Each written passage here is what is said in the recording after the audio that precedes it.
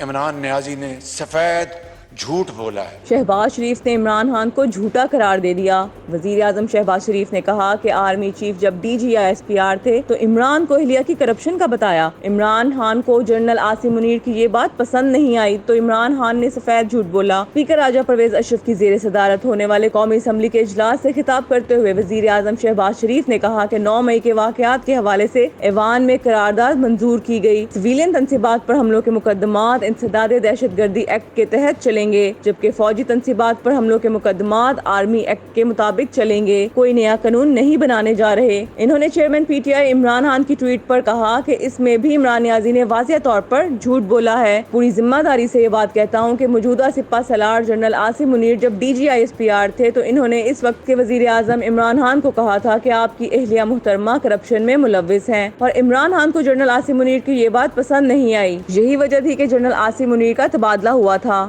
موجودہ سپہ سالار جب وہ D G I S I تھے، انہوں نے عمران نیازی جو اس وقت وزیر اعظم تھے ان کو کہا کہ آپ کی اہلیہ محترمہ کرپشن میں ملوث ہیں۔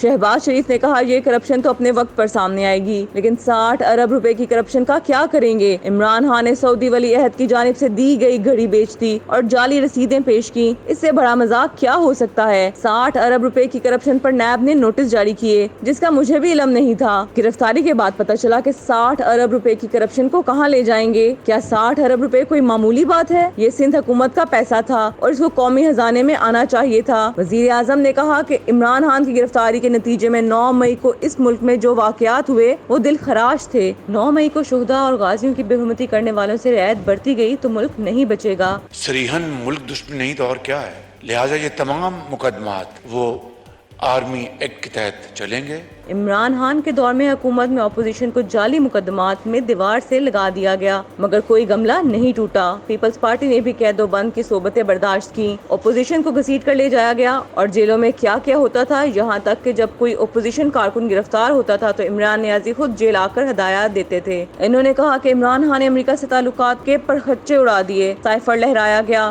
اور آج ان کو فون کیا جا رہا ہے۔ لوگوں کے ذہنوں میں ڈال دیا کہ حکومت ختم کرنے کے لیے سازش ہوئی۔ عمران خان نے سی پیک کے معاملے پر چین پر الزامات لگائے، لیکن چین آج پاکستان کے ساتھ ہمالیہ کی طرح کھڑا ہے۔